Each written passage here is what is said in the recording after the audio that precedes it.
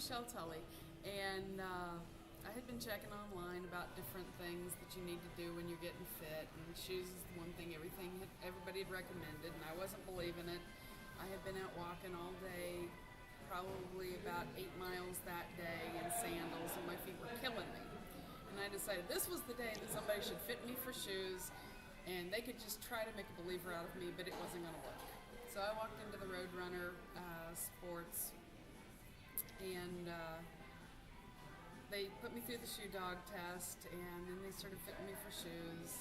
And the first pair were a little tight across the top of the feet. I still wasn't sold. Put on the second pair of shoes. It was a pair of glycerins, and I just couldn't believe it. I really couldn't. My feet were hurting, and they'd been hurting all day, and my feet were no longer hurting. So yeah, y'all made a believer out of me.